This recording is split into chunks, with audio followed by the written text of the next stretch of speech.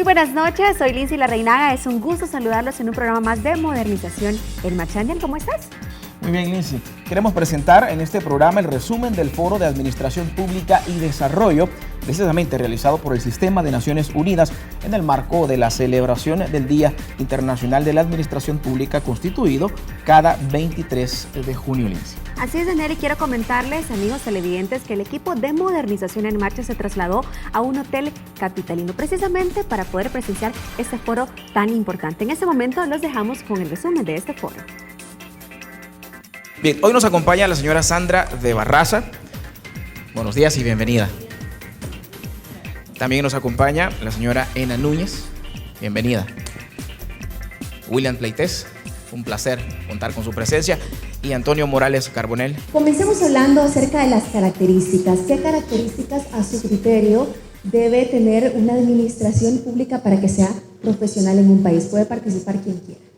Bueno, primero creo que la administración pública debe entender, y especialmente los servidores públicos, cuál es la responsabilidad que tienen dentro de la tarea de desarrollo, dentro de la tarea de la democracia. Ventajosamente, la Constitución de la República establece claramente quién es el responsable, a quién responden los funcionarios públicos. Creo que eso es lo primero que hay que tener claro. ¿Quién es la patronal aquí? La patronal no es el ministro, la patronal no es el director, la patronal es el pueblo que delega en el funcionario público el poder de organizar y administrar recursos, de asegurar que se prestan los servicios fundamentales, y creo yo, le daría la tercera responsabilidad, que se crean condiciones favorables para la inclusión social, la competitividad, el bienestar y el desarrollo. Yo realmente creo que para poder responder a esa pregunta es importante que previamente determinemos claramente cuál es el rol que le corresponde al Estado en un proceso de desarrollo. Que es importante el crecimiento económico, la inversión, las exportaciones, pero antes que eso, es más importante, por ejemplo, que la gente tenga trabajo decente, que vivan, que tengan vivienda digna, que haya educación y salud de calidad, ¿verdad? Una tercera característica es también esos son estados que impulsan políticas pragmáticas de desarrollo. Como decía el ex primer ministro chino, Deng Xiaoping, decía, no importa de qué color sea el gato, decía, con tal de que cace ratones. En cuarto lugar, se caracterizan también por ser estados que tienen capacidad de estar impulsando apuestas estratégicas y por estarse reinventando continuamente. Y finalmente también son estados que se caracterizan por mantener buenas relaciones con los demás socios del desarrollo, particularmente pues con la ciudadanía, con los empresarios, con los trabajadores. Ahora, pero el tema es ¿quién constituye el Estado? El Estado en realidad tiene dos actores principales. Por un lado, los liderazgos políticos, que es importante que sean visionarios y honestos. Y en segundo lugar, es la burocracia, que tiene que ser una burocracia eficaz. Los países, por ejemplo, asiáticos, de los cuales tanto se habla últimamente, ¿verdad? Una de las características principales es que realmente han logrado articular burocracias eficaces bien remuneradas, ¿verdad? Adicionalmente estables, donde la gente entra por criterios meritocráticos y lo más importante es que la gente que está en las diferentes posiciones del Estado está fundamentalmente, por sus capacidades para servir al país y no, por ejemplo, por los vínculos que puedan haber en determinado momento con los partidos de gobierno. De hecho, la cantidad de gente que cambia en los países exitosos de una administración a otra cada vez es menor porque hay un acuerdo político, que realmente es tan delicada la responsabilidad de un funcionario público que es importante para el desarrollo del país que sea lo más profesional posible. ¿Desea agregar algo, licenciado Morales? Abrir el Estado a la participación ciudadana es fundamental porque el crecimiento económico por sí solo no desarrolla. O sea, tiene que haber una disminución de las desigualdades sociales y eso es clave. Y para que exista esa disminución de las desigualdades sociales, el Estado tiene que jugar un rol regulador importante. Y ese rol no lo va a poder desempeñar si no es ampliando la participación, identificándose con los ciudadanos y permitiendo que los ciudadanos impregnen de su interés general todas las estructuras de la administración pública. Yo creo que hay que dar poder a la ciudadanía para que pueda realmente también hacer valer sus derechos, sus intereses, sus preocupaciones, sus necesidades en el seno de la administración pública, y de esa manera la administración pública puede cumplir con esa finalidad que es llevar bienestar a los ciudadanos. En ese sentido, la profesionalización de la administración, el ingreso a la profesionalización, a la administración pública por criterios de mérito, por desempeño, es una barrera muy eficiente contra la captura del Estado por intereses particulares y para garantizar que responda la administración pública al interés general. Quizá también un poco para agregar al tema anterior, y es que una administración pública eficiente también debe de partir de la dignificación del servidor público. O sea, el servicio público es un derecho humano, igual que los trabajadores tienen derechos también laborales, ¿verdad? Entonces, tiene que partirse de dignificar esta labor, y esa profesionalización del servicio precisamente es parte de ello, es para dignificar el trabajo del servidor público, es la esencia de esa administración pública, como lo decía acá el licenciado. O sea, lo principal de la administración es el ser humano, y la voz y la cara de ese Estado es ese ser humano que está tratando al ciudadano en la medida que está prestando esos servicios públicos que son la obligación del Estado. Entonces no puede haber una administración pública eficiente, por ende no puede haber tampoco desarrollo o hablarse de desarrollo, sino partimos del respeto de la dignidad humana. Señora Sandra Barraza, un tema muy importante es que el servidor público tiene que ser explícitamente eso, un servidor público, y no servirse del pueblo. Y históricamente, y no me dejarán mentir las personas que nos acompañan, hoy en día hemos tenido muchísima clase política que ha llegado a servirse del pueblo y no a servir al pueblo. ¿Cómo lee usted esta concepción y qué es lo ideal, qué se busca? Cuando usted dice hay funcionarios, hay líderes que se sirven del público, creo que eso hace muchísimo daño. Creo que en la administración pública, en el marco de modernizarla, es fundamental asegurar que se tienen principios, asegurar que se tienen competencias y asegurar que se tiene la suficiente flexibilidad para irse adecuando a las exigencias cambiantes. El ministro de Educación decía, importante tener un diagnóstico. Claro que sí. La administración pública debe tener diagnósticos actualizados. La administración pública debe hacer un seguimiento y un análisis de impacto de sus intervenciones. Yo esperaría que, ya que se ha generado en este gobierno rendición de cuentas, nosotros profesionalicemos la rendición de cuentas. ¿Cuánto efectivamente gastamos? ¿Cuánto efectivamente invertimos? ¿Y cuál ha sido el resultado que tenemos con el recurso presupuestario que se tiene? Bien, les recordamos que si tienen alguna pregunta, algún comentario, pueden hacerlo en este momento, nos facilitan los papelitos por acá y con mucho gusto nosotros trasladamos su inquietud a los panelistas. ¿Ya tenemos preguntas? Muy bien, dice al subsecretario de Gobernabilidad y Modernización, ¿para cuándo se estima tener aprobada la ley de la función pública? Yo creo que la experiencia que hemos tenido con la ley ha sido importantísima. Han participado representantes de más de 100 instituciones y, tal como le digo el secretario de Asuntos Estratégicos, extendimos la participación con el sector sindical que había manifestado preocupaciones e inquietudes sobre el texto de la ley, y con apoyo de OIT del PNUD hemos llevado adelante diálogos profundos, serios, responsables, que han durado ya varias semanas, ¿verdad? Y que van a dar como resultado pues, un nuevo texto, un nuevo borrador que va a recoger no solo las opiniones del sector sindical, sino también las opiniones de todos los participantes en las jornadas que hicimos el año anterior, para tratar de proponer un texto que genere el mayor consenso posible y que podamos llevarlo en un momento determinado a la Asamblea. ¿Cuándo?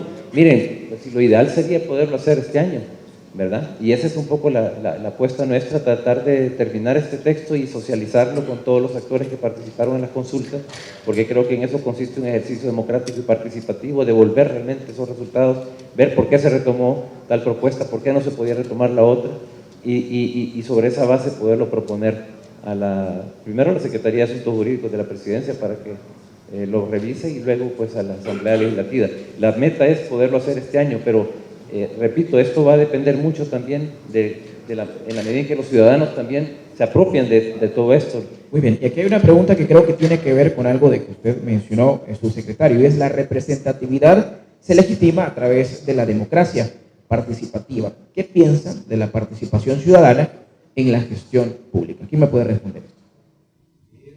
Bueno, yo diría que quizá vinculando también con la pregunta anterior, ¿verdad? Yo creo que para poder contar con una burocracia que sea un actor clave para el desarrollo, en primer lugar es importante reconocer que ciertamente la burocracia es crucial para que haya desarrollo, que realmente hay funciones, por ejemplo, que independientemente lo ideologizado que yo pueda estar con relación al rol que le corresponde al Estado en la economía, no hay país en el mundo en donde la burocracia no juegue un papel central. Yo no conozco un solo caso de reforma exitosa de servicio civil que no haya sido consecuencia, por ejemplo, de una suerte de pacto político entre los principales liderazgos políticos, ¿verdad? Pero por otro lado también con una participación protagónica de la ciudadanía, ¿verdad? Que realmente se involucre en el proceso de reformas, porque realmente cuando hay una reforma administrativa en marcha pueden pasar dos problemas. El primero es que la reforma se diseñe mal, y lo peor es que aún si se diseña bien, se aplique mal. Entonces, yo por ejemplo yo prefiero que haya una mala ley que se aplique que una buena ley que no se aplique. Pero en todo caso, lo óptimo es que haya una buena ley y que se aplique adecuadamente. Y al inicio de este foro también contamos con la participación de actores fundamentales que han apoyado el desarrollo del proceso de profesionalización y modernización de la administración pública en el país. Así es, los dejamos con esto. Regresamos en breve.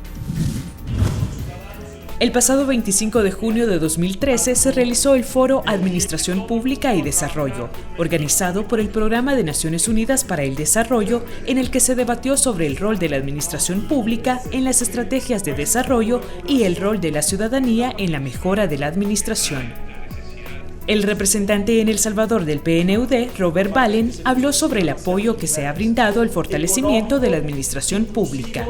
Quiero aprovechar esta oportunidad para destacar el proceso de formulación del anteproyecto de ley de la función pública, que además está siendo construido con la participación de representantes de los sindicatos, de sector público y otros sectores sociales.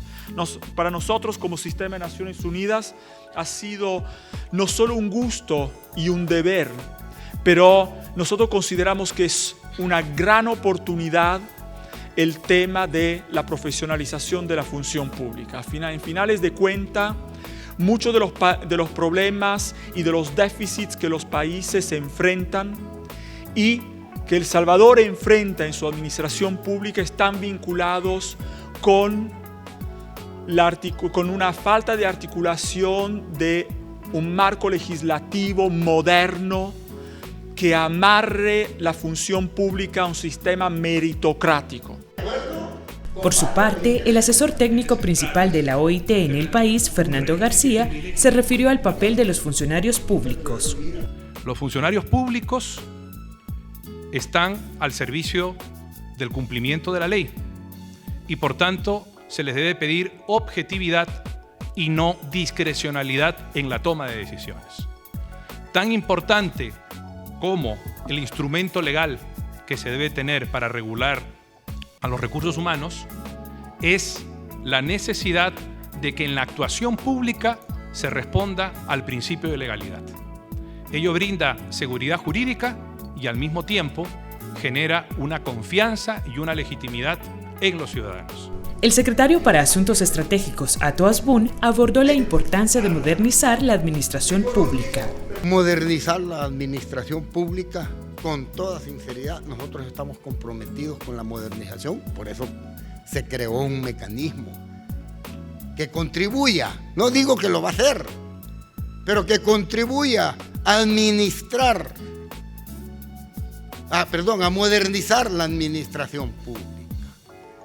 Y eso supone un proceso largo, porque estamos hablando de un Estado o de una estructura de Estado que todos la conocemos. Si a nosotros no nos dicen nada nuevo, cuando nos dicen que hay burocracia, ¿y quién dice que no?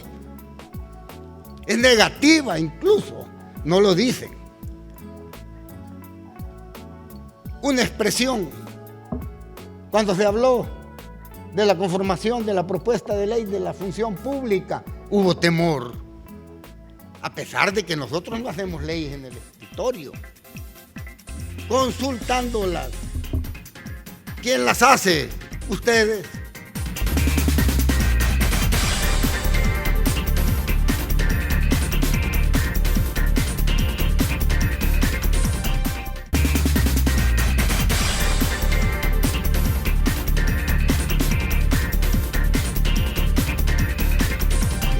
Secretario, aquí hay una pregunta que se aúna a la anteriormente sobre la dignificación, de cómo piensan dignificarlo si hay dos tipos pues, de plazas, podríamos decirlo así, una por los fondos FAES y la otra por ley de salario. Y aquí hay otra que tiene que ver con la continuidad.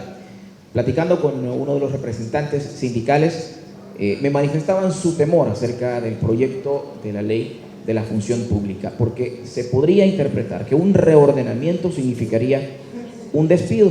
Sin embargo, me plantean en esta pregunta si un trabajador está haciendo su función correctamente, ¿qué hay para él con esta nueva o con este borrador de la ley de la función pública? ¿Hay continuidad o hay despido?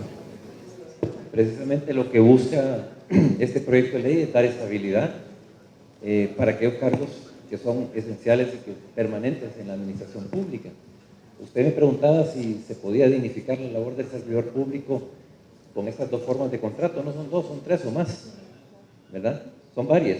De hecho, cuando este gobierno inició su trabajo en el 2009, en todo el sector público había más o menos 43,000 personas que estaban bajo el régimen de contrato y la mayoría de ellas desempeñando cargos permanentes, funciones esenciales para la administración pública. Esa realidad había que cambiarla. No se ha cambiado todavía totalmente, pero ustedes ven el instructivo de relaciones laborales que se elaboró en la subsecretaría con el apoyo de los sindicatos del sector público y también en consulta con las diferentes instituciones.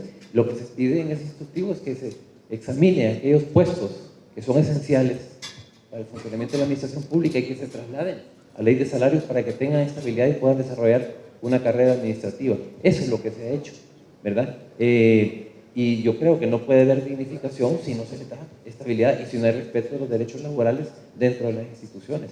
¿Verdad? ¿Cómo podemos aspirar a servicios de calidad si dentro de las mismas instituciones no generamos un ambiente y un clima laboral de calidad en donde el trabajador se sienta realmente protegido en sus derechos y tranquilo de poder desarrollar su carrera? Hay que hacer simplemente una diferencia. Cuando hablamos de estabilidad no hablamos de inamovilidad.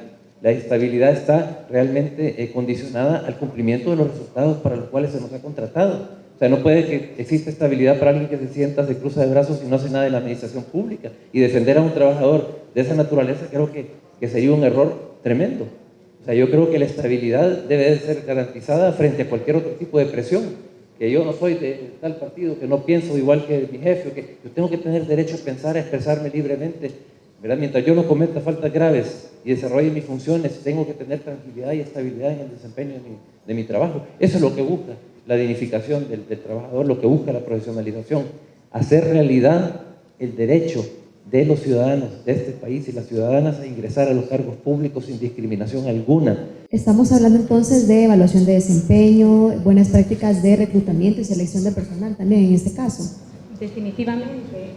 La idea es implementar un sistema que responda precisamente a todas las debilidades que actualmente se presentan, ¿verdad? Entonces, el tema medular es cómo se profesionaliza el servicio público. Esto va atado a la estabilidad de la que hablaba el subsecretario.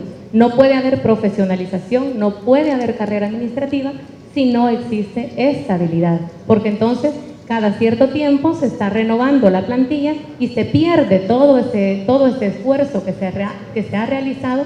Y si eso lo contabilizáramos, si sacáramos los costos, ¿verdad?, que a los ciudadanos le implica ese cambio de planilla donde toda esa experiencia, todo ese conocimiento se saca de la administración pública, precisamente violentando este principio de la igualdad, ¿verdad?, de la no discriminación, porque por cuestiones ideológicas, políticas o de otro tipo se toman decisiones y se excluye a las personas de continuar desarrollándose dentro de la carrera.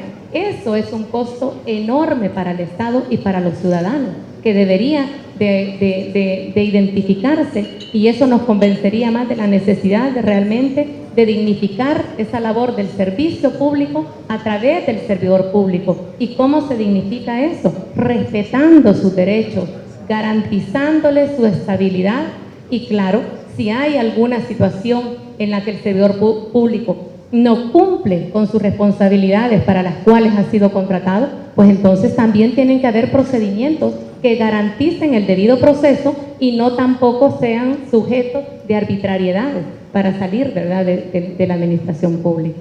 Muy bien, tenemos por acá una pregunta y tiene que ver con salarios, siempre es un tema que preocupa mucho, que tiene mucha duda.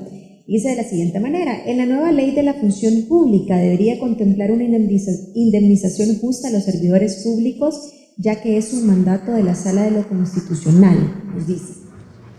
Sí, bueno, no solo es un mandato de la Sala de lo Constitucional, sino que es un mandato de la Constitución, ¿verdad?, que la Sala de lo Constitucional ha reafirmado a través de una sentencia. Y es un mandato que va para todos los trabajadores, no solo para trabajadores del sector privado, como en algunos espacios se ha podido o se ha querido entender, ¿verdad? Son derechos humanos, son derechos fundamentales establecidos en nuestra Carta Magna que también aplican para los servidores públicos. El hecho de que, y es que hay un tema, ¿verdad?, que no se denominan trabajadores muchas veces al servidor público, como que si es otra especie de ciudadano que no es trabajador, pero realmente el verdadero nombre es que es una trabajadora o un trabajador en el sector público, donde el empleador tiene una naturaleza distinta de aquel empleador en el sector privado, y por eso pues también hay regulaciones específicas, ¿verdad?, que se tienen que hacer en cuanto al sector público. Pero el mandato de la Constitución definitivamente es general y bajo esa línea pues se ha previsto incorporar en el proyecto de la ley definitivamente el tema de la indemnización por renuncia. Muy bien, por efectos de tiempo, ya para ir concluyendo, quiero que abordemos el tema del rol de la ciudadanía en la mejora de la administración pública, y como también un punto que destacó el señor Fernando García, representante de OIT en El Salvador. Quiero una respuesta un poco también conclusiva por parte de cada uno de ustedes. Empecemos con usted, señor Freites. Bueno, yo decía, para mí, obviamente, la ciudadanía juega un papel fundamental porque, miren, los políticos, al final de cuentas, responden a votos.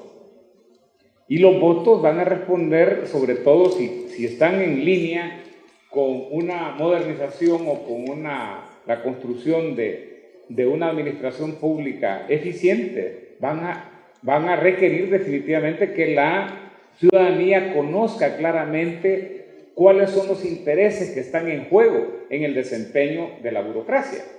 Vaya, por ejemplo, aquí se habló mucho del tema de gestión basada en resultados. Miren, también, o sea, cuando uno habla de incentivos y disuasivos, es importante que la ciudadanía sepa, por ejemplo, que el trabajador público también merece bonos, pero no en función de la disponibilidad presupuestaria, sino que en función de si superó metas. Yo creo que en cada una de las oficinas del gobierno se pueden establecer metas, y los países asiáticos, que decía, tienen como uno de sus elementos clave para el desarrollo el haber construido burocracias eficaces, es que tienen una burocracia altamente remunerada, estable, y que también tienen un sistema de incentivos que funciona. Ahí, por ejemplo, por decir algo, si usted tenía como meta en el Ministerio de Vivienda, ¿verdad?, que el déficit fiscal se iba a reducir, por ejemplo, en 5% y se redujo en 7%, ya eso es un indicador objetivo para que los sindicatos del sector público vayan a hacer una gestión de la posibilidad de tener un bono. Claro. Y si eso básicamente es lo que se institucionaliza, sin duda que vamos a caminar hacia un gobierno cada vez de mejor calidad. Señora Barras. Yo creo que complementando, es fundamental que los ciudadanos conozcamos el marco legal que se aplica a las instituciones. Es decir, la Constitución de la República, las leyes secundarias, las leyes orgánicas de las instituciones.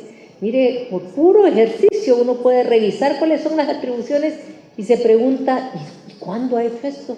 ¿Y por qué tiene recursos asignados para ciertas cosas? Entonces creo que el conocimiento de lo que es el Estado, la organización de la administración pública es fundamental. De lo contrario, los ciudadanos no podemos dimensionar la importancia que tiene y la conveniencia que tiene contar con una burocracia de mérito, competitiva, proba, es decir, con posibilidades de crecimiento. Yo sí quiero destacar lo que decía Ena. Nosotros no podemos estar jugándonos el riesgo de que con cada cambio de gobierno, que haya una alternabilidad de un partido político, la mitad de la gente se vaya. Es imposible. Es decir, se pierde historia, se pierde capacidad, se pierden todas las maestrías y doctorados que les hemos dado a los jóvenes. No es posible hacer eso. Entonces, sí es importante asegurar estabilidad y para eso hay que tener criterios que sean objetivos, que sean comparables y que sean medibles. Ena, su participación. Sí, bueno, yo creo que el papel de la ciudadanía es realmente determinante, pero esto va atado a otros aspectos y precisamente ahora que se hablaba tanto de educación, ¿verdad? En la primera parte, creo que esto pasa por la educación, por la formación de los ciudadanos que tenemos. Desde pequeños, si nos van formando en que somos acreedores a derechos, en que el servicio público no es un favor que estamos pidiendo tampoco como ciudadanos, sino que lo merecemos y que por eso pagamos también. Y en esa medida, el servidor público también va a tener que responder. O sea, si hay un mal servidor público, al ser exigido, ¿verdad? Al ser evidenciado por el ciudadano y al ser reclamados sus derechos, pues también esto genera un autocontrol del mismo sistema. Pero eso pasa definitivamente por ser conscientes como ciudadanos de cuáles son nuestros derechos, para poder exigirlos y ser ese contralor ciudadano, no dejarlo precisamente a los altos niveles, ¿verdad? Porque el político, pues como sabemos, el político va de paso, pero el ciudadano es el que se queda y el dueño de esos servicios públicos es el ciudadano. Entonces el ciudadano es el que debería de estar consciente de cuáles son y de cómo exigirlos a través de verdaderos mecanismos, ¿verdad? No también solamente formalizados en un documento, sino que se establezcan esos mecanismos para poder exigirlos. Licenciado. Bueno, yo diría, acerquemos la administración pública a los ciudadanos y vamos a lograr realmente que éstas respondan realmente al interés general y contribuyan al desarrollo. Pero acerquémoslas de verdad, o sea, no solo para informar lo que a veces queremos informar, acerquémoslas para que puedan participar en el diseño de los servicios públicos, para que puedan participar en la construcción de las políticas públicas, para que puedan evaluar la gestión de los funcionarios públicos, nuestra gestión. Porque a veces los informes de rendición de cuentas pueden irse por la formalidad, ¿verdad? Tenemos que profundizarlos, tenemos que ser capaces de estar abiertos a las sugerencias, a las opiniones, a las críticas de los demás para ir mejorando. Entonces, yo creo que esa es la clave, acercar la administración pública a los ciudadanos. No siempre es cómodo, y hay que decirlo, porque no estamos acostumbrados a veces a que nos digan lo que nos falta por hacer, sino más bien a que a veces aplauden lo que hacemos bien, pero tenemos que estar acostumbrados a todo. Y en esa medida vamos a garantizar que estas administraciones realmente ayuden al progreso. Miren, la ley es fundamental, es triste, pero este país es de los pocos países en el mundo que no tiene un ente rector de la función pública. Y por eso es que hay tanto desorden. Sí, fíjense, desorden en materia de asignación de plazas, desorden en materia de asignación salarial, desorden en materia de prestaciones. En fin, eso no se puede resolver si no existe una entidad que garantice ese ordenamiento del Estado y que garantice que el mérito, el desempeño, la vocación de servicio van a constituirse en las credenciales para ingresar y para poder progresar en todo el sistema de empleo público. Esa es la gran apuesta estratégica de esta ley. Por supuesto, hay opiniones, hay personas que lo que quieren es garantizar que ese ente rector funcione adecuadamente y tienen razón, porque dicen, bueno, lo que queremos es que cumpla con sus funciones y que no vaya a caer en que se convierta en un ente rector que va a favorecer a determinados intereses políticos, etcétera. Quieren que sea objetivo y que haga del derecho al ingreso a la función pública por mérito una realidad en este país, y tras eso estamos. Y ojalá pues que podamos, antes de que finalice este año, pues lograr tener un texto de ley que haga posible pues, esa realidad. Y así llegamos al final de esta entrega de su programa Modernización en Marcha, no sin antes invitarle a que nos sintonice todos los martes a las 8:30 de la noche y en su retransmisión los días domingos a las 8 de la noche. Y recuerde que también nos encuentra en redes sociales como Modernización en Marcha en Facebook y también en nuestro canal de YouTube. Buenas noches. Hasta la próxima.